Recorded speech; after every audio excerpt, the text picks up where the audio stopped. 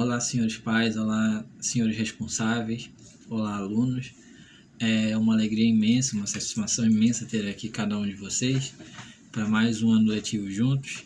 Eu espero que Deus possa vir nos abençoar grandiosamente, nos cobrindo com saúde, com paz, a nós e nossas famílias. Nós estamos vivendo um período não tão convencional, né? Nós estamos vivendo situações que, querendo ou não, mudaram a nossa realidade, né? A nossa realidade de convivência, a nossa realidade de se comunicar. Não é à toa que nós estamos aqui nessas plataformas novas, né? O nosso desejo, o desejo dos professores, o desejo da escola como um todo, é que muito em breve nós venhamos mudar essa situação e tão cedo nós venhamos a ter o nosso convívio, né? Nossa relação aluno-professor, nossas atividades escolares presenciais retomadas logo em breve, né? Mas enquanto isso nós estamos aqui, nós estamos nos adaptando e vamos seguindo adiante, né, nessas novas modalidades. Eu me chamo William, eu sou professor das disciplinas de Geografia e de História no ensino médio. Sejam muito bem-vindos e vamos dar início, né, às nossas atividades, aos nossos conteúdos. Antes de mais nada, fazendo uma breve revisão do que nós já tínhamos visto no ano passado na disciplina de História, né, na primeira série. Nós vimos o início, como que se deu o surgimento da história, né, como compreender a história, para que serve a história. Nós percebemos que cada um de nós fazemos, querendo ou não, fazemos a nossa própria história. Alguns fatos são marcantes para nós, outros fatos não tanto, mas de um modo geral a história ela é a coleção de fatos passados para que nós venhamos a compreender por que o futuro, por que nós vivemos situações atualmente, né? O estudo da história se dá nisso. Nós vemos o papel do historiador, que é o profissional que estuda esses eventos, quais são as fontes que ele utiliza para fazer, né, o seu trabalho, para chegar ao entendimento de um processo histórico. Nós vimos também a questão das civilizações, as primeiras civilizações antigas. Vimos depois a questão das civilizações da chamada Antiguidade Clássica, né, dos gregos, dos romanos. Depois nós vimos a questão da transição, né, da Idade Antiga para a Idade Média. Nós vimos a questão dos povos chamados bárbaros. Nós vimos também, entre outras coisas, eventos importantes da Idade Média que foram o feudalismo, o surgimento do islamismo, né, da civilização, da cultura árabe, vamos dizer assim.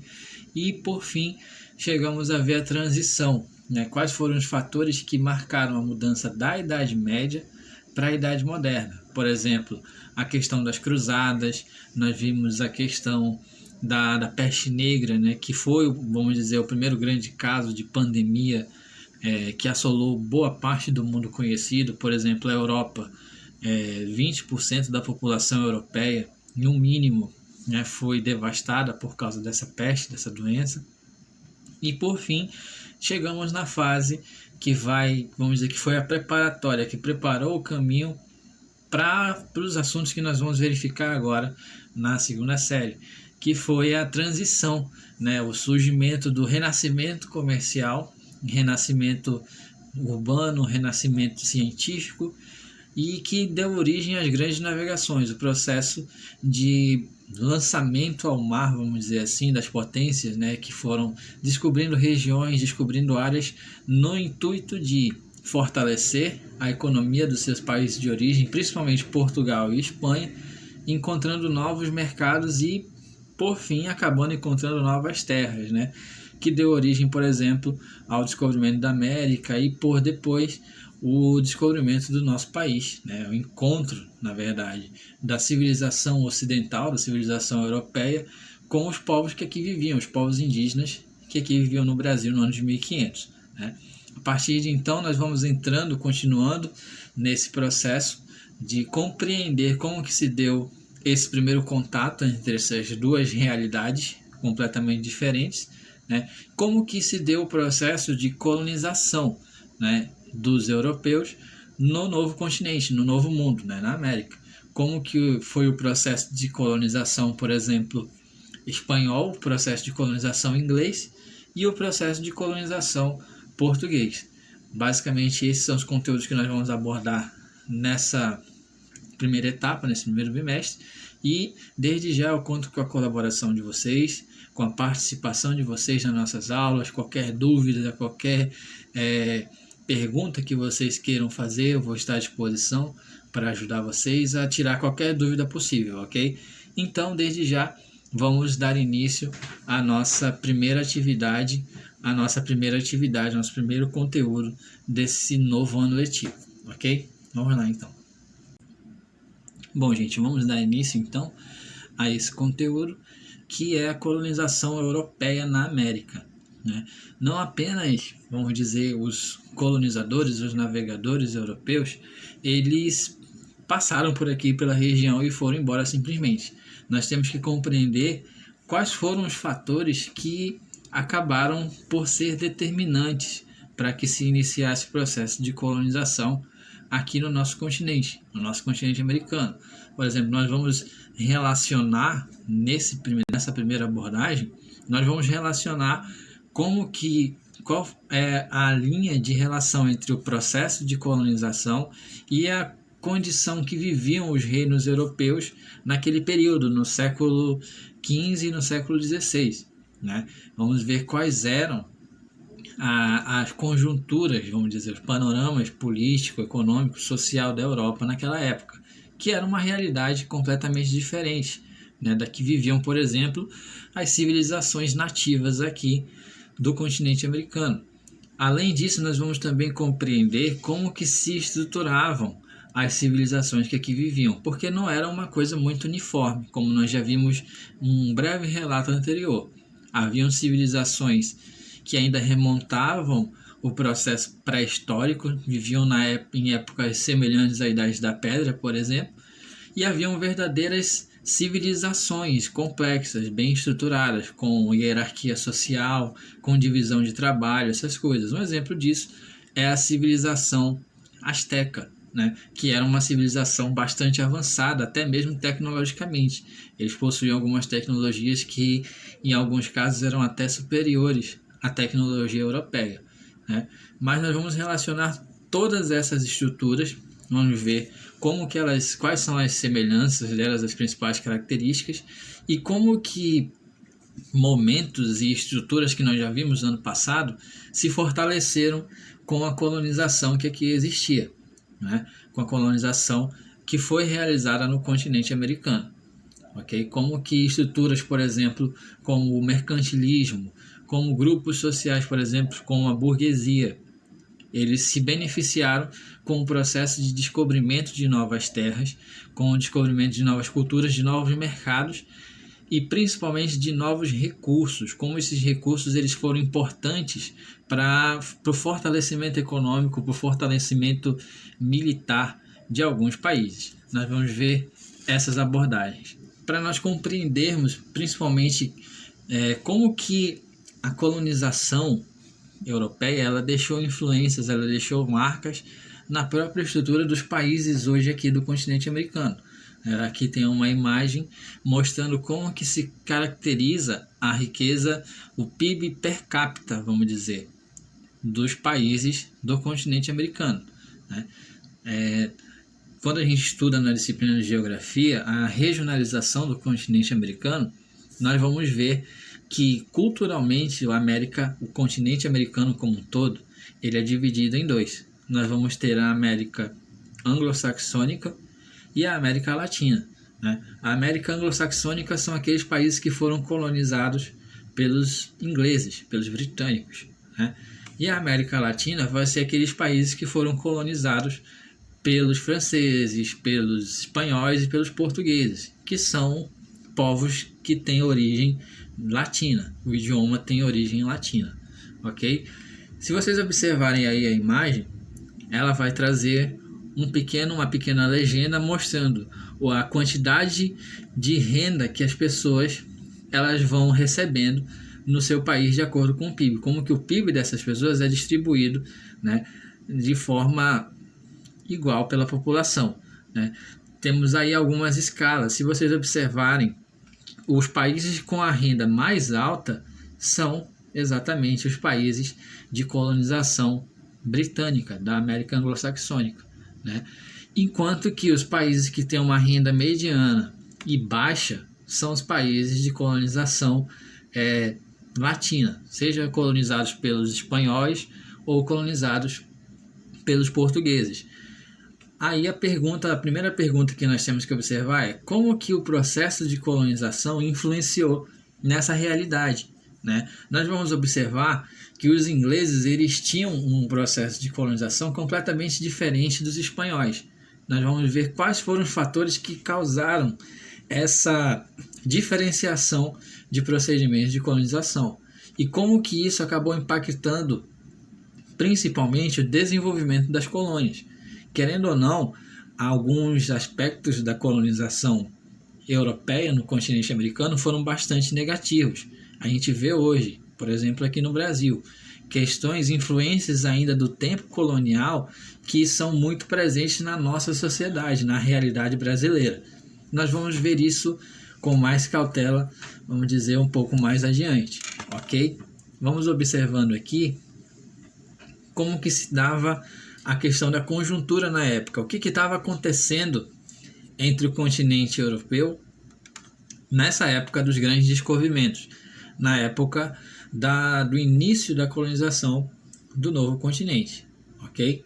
Nós vamos ver que nós estávamos no auge das grandes navegações, né? Isso desde o início do século XIV, nós estaríamos aí nesse processo de navegação. O primeiro país que se lançou ao mar em busca de novas rotas comerciais, em busca de expansão dos mercados, foi Portugal, né? Logo após Portugal veio a Espanha e depois outros países, a França, a Holanda, né, a Grã-Bretanha. Todos eles se lançaram ao mar, né, para buscar novos mercados, né, buscar novas fontes de riqueza, principalmente metais preciosos, vamos dizer assim, né? Portugal saiu na dianteira juntamente com a Espanha e eles foram responsáveis por grandes feitos, vamos dizer assim, de ampliação dos horizontes, né? Por exemplo, Portugal, o navegador português, ele foi o primeiro, o Vasco da Gama foi o primeiro a encontrar o caminho para chegar ao mercado indiano, o caminho para as Índias, né? Tempos depois, né, em 1492, o Cristóvão Colombo acaba, vamos dizer que meio que ao acaso, descobrindo o continente americano. Ele encontra a ilha de São Domingos, que é basicamente hoje onde se localiza o Haiti, né? E lá ele que tinha descoberto as Índias, mas na verdade ele descobriu um novo continente. Ele encontrou o continente americano, né? E aí, tempos depois, começa o processo de colonização aqui. Primeiramente com os espanhóis, eles se instalam em algumas regiões, fazem expedições em busca de metais preciosos, ouro, prata, principalmente, e depois os portugueses a partir do ano de 1530, né? Nós temos aí o encontro de Pedro Álvares Cabral com os indígenas aqui em 1500, mas a colonização no Brasil mesmo, na região que iria se chamar Brasil, a colonização de Portugal, ela só vai ter início a partir de 1530, né? Esses são os aspectos das grandes navegações e as consequências que ela gerou, ok? Nós vamos ver que o poder absolutista da época ele vai se tornar fortalecido, né? Porque como nós vimos no ano passado, do que se tratava o absolutismo é o poder total concentrado nas mãos do rei, sobre várias prerrogativas, como nós vimos os principais teóricos do absolutismo. Por exemplo, alguns teóricos do absolutismo, eles defendiam que o poder do rei era inquestionável porque Deus permitiu. O rei era de fato o ungido de Deus, ou seja, não havia como questionar o poder do rei, porque se você questionasse esse poder, você estava questionando o próprio Deus, né? E muitas pessoas, elas acreditavam, né, elas se valiam desse processo para fortalecer. Muitos reis europeus, muitos monarcas europeus, em especial a França, se valiam desse projeto para perpetuar-se no poder e viver às custas dos outros, da população menos abastada, que era diariamente tinha que pagar impostos, tinha que pagar alguns tributos para a manutenção desse poder real. Só que em determinado momento, o continente europeu ele estava ficando escasso de materiais preciosos e era necessário encontrar novos mercados, novas localidades para a exploração desses metais, né? E com isso, com esses encontros, com essas descobertas, vamos dizer assim, que o poder real ficou cada vez mais fortalecido, porque o rei foi bem sucedido e isso fortaleceria não somente ele, mas também o país que ele governava, né? Só que esse fortalecimento não apenas beneficiou o rei em si, esse fortalecimento beneficiou também a classe econômica que estava em ascensão, né? Como nós vimos, os burgueses, a burguesia, ela estava chegando nesse processo de renascimento comercial, de renascimento cultural, de renascimento como um todo. A burguesia ela estava ganhando espaço, mas ela antes não tinha, vamos dizer assim, o poder político. A burguesia ela cuidava apenas dos poderes econômicos. Grande parte dos navegadores que se lançaram ao mar, os grandes navegadores, eles foram beneficiados pela ascensão da burguesia. A burguesia patrocinava, juntamente com a autoridade real, muitas das expedições que aconteceram nos séculos XIV, séculos XV e século XVI. Ok? Agora, trazendo em consideração o impacto, vamos dizer assim, da colonização, das descobertas para os povos descobertos, vamos dizer assim, né? Para as civilizações que eram encontradas nesse processo. Vamos dizer que foi um impacto extremamente negativo. Um choque de realidade muito, vamos dizer, significativo para os povos nativos, que muitos sequer haviam visto coisa igual, né? Por exemplo, muitos exploradores se valeram de crendices, de profecias, de mitologia própria local para poder iniciar o seu processo de colonização, né? Nós chegamos a ver brevemente ano passado a questão dos astecas. Os astecas, eles, por mais que fossem, vamos dizer, numericamente superiores à população, aos soldados europeus, eles entraram em desvantagem, seja pela questão das crenças deles, eles achavam que os europeus eram a reencarnação de divindades deles que haviam retornado, e seja também pela questão tecnológica, era um choque de realidade completamente diferente. Por exemplo, os europeus eles já tinham domínio das armas de fogo, eles já tinham domínio das baionetas, dos rifles da época, enquanto que os povos nativos, os astecas, os incas, as populações indígenas aqui do Brasil, elas ainda viviam na época das lanças, das armas de pedra, das armas de bronze, entendeu? Essas coisas. Ou seja, viviam com escudos de palha, eram completamente desvantagem no campo de batalha. Os números deles não contavam para muita coisa, já que do outro lado tinham canhões, tinham, vamos dizer, armas de fogo. Por mais que seja um menor número, mas o poder de fogo do lado europeu foi decisivo para que vários povos, por exemplo, aqui no Brasil, fossem dizimados, para que os impérios, o Império Azteca, o Império Inca, eles acabassem sendo conquistados pelas forças europeias, né? Ou seja, além também de outros detalhes da questão, por exemplo, de doenças. Os indígenas, as populações nativas daqui nunca tiveram contato com as doenças que eram comuns no continente europeu, por exemplo, como a varíola, como a gripe. Uma simples gripe foi responsável por dizimar dezenas de pessoas, centenas de nativos, porque eles não tinham esse contato, eles não tinham uma imunidade biológica, vamos dizer assim, resistente a esse tipo de doença. Ou seja, centenas, milhares de pessoas acabaram morrendo por essas doenças que a gente vai observar, vai pensar, poxa, mas era uma doença tão simples, como que centenas de pessoas morreram? Porque eles não tinham esse contato. O organismo deles não tinha, vamos dizer, essa resistência a essas doenças novas, doenças dos brancos, como se falava, né? E muitos acabaram sendo mortos, o que ajudou, ainda assim, na exploração e no domínio europeu sobre esses povos nativos, ok? Vamos observar aqui também como que se dava, dito isso, vendo essa conjuntura, toda essa situação, vamos observar aqui como que se deu a exploração no continente americano, que foi comum as características comuns das grandes navegações e desse ciclo de colonização do século XIV ao século XVI. O objetivo principal era a abertura de novos mercados, né? Era a busca por riquezas, de metais preciosos, essas coisas, e, por conseguinte, depois a ampliação do território. Descoberta de novos territórios, uma vez que eles controlassem aquilo, eles poderiam dominar os nativos daquela época e explorar, seja do ponto de vista de criação de entrepostos, de áreas de comércio, ou exploração das matérias-primas, né, daquela região. Por exemplo, aqui o Brasil. A exploração de fato aqui, a colonização de fato aqui, ela só começa em 1530. Mais anteriormente, só se explorava as coisas aqui do litoral, pau-brasil, né? Pau-brasil, nos primeiros 30 anos da história brasileira, vamos dizer assim, ele foi amplamente explorado pelos portugueses, né? Que nós chegamos a ver também no ano passado.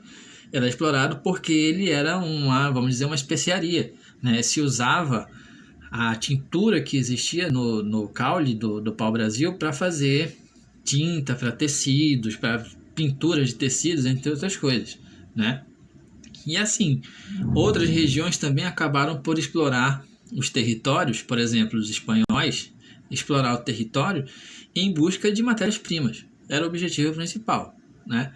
Lembrando também de um evento que auxiliou, vamos dizer, trazendo um paralelo para a geografia, que auxiliou na formação de hoje dos países e do continente americano no dia de hoje, que foi a questão do Tratado de Tordesilhas, né? O Tratado de Tordesilhas foi realizado, como nós já vimos também, por Portugal e Espanha, né? Eles literalmente dividiram o mundo, na época conhecido, o Novo Mundo, e estipularam delimitações, limites de território para que eles explorassem, né? Isso também teve uma influência no continente americano para os dias de hoje, porque se você observar, todos os países que existem na América Latina, todos os países que estão a oeste do continente americano, eles são predominantemente de língua espanhola. A única exceção na América Latina é o Brasil,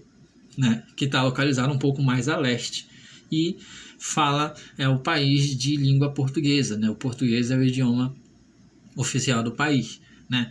Essa divisão ela teve uma contribuição significativa, vamos dizer assim, do Tratado de Tordesilhas, né? Outros eventos também que nós vamos ver mais adiante aqui acabaram consolidando a delimitação, as fronteiras do país que nós chamamos hoje de Brasil, mas isso nós vamos ver mais adiante. Nosso foco aqui vai ser como que era o processo da exploração dessas metrópoles, seja eles os franceses, os ingleses, e os portugueses ou os espanhóis, na relação com as colônias que eles estavam começando a explorar. Como que se dava esse procedimento de exploração e de colonização, né? Como nós já vimos em relação ao absolutismo, ao sistema absolutista, o rei era a peça principal da hierarquia social da época, né? O rei era a representação, para alguns teóricos, da metrópole. Ou seja, era necessário abastecer essa metrópole para o bom funcionamento dela. As colônias eram vistas como depósitos, onde as pessoas, os colonizadores, vinham, pegavam o que era importante, vamos dizer assim, e levavam para sua colônia, para sua metrópole de origem, ok? Só que esse tipo de exploração, esse procedimento de colonização, ele teve uma pegada diferente quando nós colocamos em comparação os países que estavam realizando esse processo de colonização na América, né? Por exemplo, de modo geral, nós vamos ter tipos de colonização diferentes, né? Nós vamos ter, por exemplo, a colonização de exploração, nós vamos ter a colonização de povoamento e a colonização de comercialização. cada metrópole daquela época executava uma maneira diferente de colonizar. Por exemplo, as metrópoles Portugal e Espanha, né, que por um determinado período foram uma só. Nós vamos ver isso mais adiante, né? Mas enquanto elas estavam separadas e quando elas estavam juntas, o processo de colonização delas foi sempre o mesmo. Foi o processo de exploração. Eles não tinham aquela necessidade de implantar, vamos dizer, pequenas vilas a princípio, para desenvolver o local onde eles estavam, né? Mas se eles soubessem, por exemplo, o Brasil aqui, descobriram no Brasil, tempos depois, que havia jazidas de ouro, principalmente nas regiões de Goiás, nas regiões de Minas Gerais. Descobriram isso, nesse sentido se instalava uma vila, se instalava um povoado, para que pudesse dar início ao processo de exploração ali, né? Na Espanha foi a mesma coisa. Tempos depois houve uma mudança, vamos dizer, na mentalidade do procedimento espanhol, né? Eles começaram a desenvolver algumas regiões, mas ainda assim essas regiões eram subordinadas à metrópole. Eles desenvolviam pequenas cidades ou pegavam cidades antigamente já que existiam e transformavam essas cidades num ponto de abastecimento para a metrópole, né? Assim trabalhava os colonizadores da Espanha e os colonizadores de Portugal. A Inglaterra, vamos dizer que a colonização britânica já foi um tanto quanto diferente, também levado em conta fatores geográficos e fatores climáticos, né? A colonização inglesa ela já foi uma colonização de povoamento, né? Eles, principalmente ali na região onde hoje é a costa leste dos Estados Unidos, né, que é a região que nós conhecemos como as 13 colônias, né, e na história foi a região das 13 colônias, as primeiras 13 colônias do Reino Unido na América, e que depois foram o núcleo original, né, do surgimento dos Estados Unidos. Nessas regiões, alguns fatores climáticos e geográficos proibiam, limitavam, vamos dizer assim, o acesso à exploração. E o que foi feito foi uma mudança de mentalidade para povoamento. Desenvolver aquela região ali, de acordo com o potencial agrícola, o potencial econômico que ela ofertava, e toda a demanda que era feita ali era levada para a metrópole. Era, digamos que, destinada para a metrópole, né? Criou-se também ali um grupo econômico local próprio, no caso na região dos Estados Unidos, que esse grupo vai ser decisivo para mais adiante serem as lideranças principais no processo de independência dos Estados Unidos, que nós vamos também ver só que mais adiante, né? E além desses aí, nós tínhamos desses dois tipos de colonização, nós tínhamos a colonização comercial, que era basicamente a colonização tomada pelos franceses e pelos holandeses. Esses povos eles vão ser muito marcantes na história inicial da colônia brasileira, que nós vamos ver também. Eles faziam a seguinte maneira, a seguinte estratégia. Eles chegavam-se junto aos nativos, ajudando-os, vamos dizer que os franceses encontravam duas nações indígenas rivais. Ele usava de estratégia, ele se aliava a uma nação para ajudá-la na guerra dela, e depois, como uma forma de gratidão, uma dívida de gratidão, essa nação auxiliava os franceses, ajudando-os a coletar alguma especiaria ou alguma matéria-prima que era do interesse deles. Já os holandeses utilizavam dessas alianças para estabelecer ali mesmo, vamos dizer assim, os seus estabelecimentos comerciais, né? Principalmente depois que eles começaram a desenvolver o processo de produção de açúcar nas regiões, entendeu? Ou seja, nós temos aí tipos de colonização completamente diferentes, mas que mesmo assim, vamos dizer, eles geraram impactos significativos, né? Impactos, vamos dizer, no território local, impactos na sociedade local, né? Por exemplo, era muito comum os colonizadores espanhóis pegarem as grandes cidades que existiam, principalmente das civilizações astecas e incas, e destruírem por completo, acabar por completo a identidade daquela cidade e transformá-la numa identidade mais próxima da metrópole, né? Era o que eles chamavam de pacto colonial. Vamos acabar com qualquer identidade nativa e transformar essas colônias novas que nós estamos conquistando, as colônias, os nativos delas, totalmente subordinados à metrópole. Eles vão aprender o idioma da metrópole, eles vão aprender a religião da metrópole, os costumes da metrópole. Ou eles aprendiam isso, ou eles eram executados, eram dizimados, né? Lembra que ano passado a gente falou da expressão entre a cruz e a espada. É basicamente assim que funcionava. Ou as pessoas, os nativos, aceitavam a nova religião, ou eles acabavam sendo mortos. Muitos acabaram optando pela segunda alternativa e foi responsável pela, vamos dizer, o extermínio de muitas nações, muitos povos nativos, ok? E assim, nós vamos observando aqui, já a partir do século XVI, século XV, século XVI, como que se deu a territorialização da exploração europeia no continente americano, né? Como que se deu essa questão, essa distribuição logo de cara. Se vocês observarem bem nessa imagem, boa parte do continente americano, já a partir do século XVI, século XVII, já era dominado pelo Reino da Espanha, né? O Reino da Espanha já tinha um controle significativo dos territórios americanos. Observem aí também, nós vamos ver como que se caracterizavam os territórios franceses, os territórios ingleses e o território português, que é o destaque principal aí, que é o Brasil, né? O território brasileiro, a partir do século XVII, ele já vai tomar as características da nossa atual dimensão geográfica, né? Ele já vai ter aí já as características territoriais semelhantes a que temos hoje.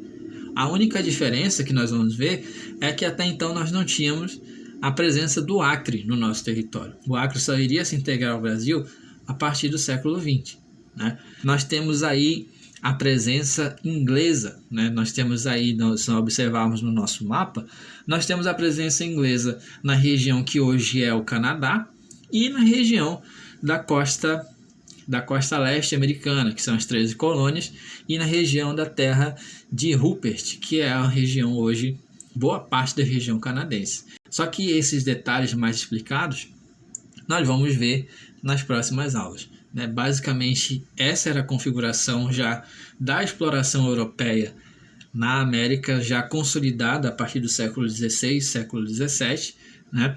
Os próximos detalhes de como que se davam essas colonizações nós vamos ver mais adiante. Eu espero que vocês tenham compreendido, né, essas questões todas, como que se deu, né, os arranjos para chegar nessa situação de colonização e quais as consequências dessa colonização, desses tipos de colonização, de exploração, de povoamento, na realidade hoje do continente americano. Espero que vocês tenham compreendido. Qualquer dúvida que vocês venham a ter, podem me chamar, vou estar à disposição para ajudar cada um de vocês. E é isso, um forte abraço a todos e até a nossa próxima aula.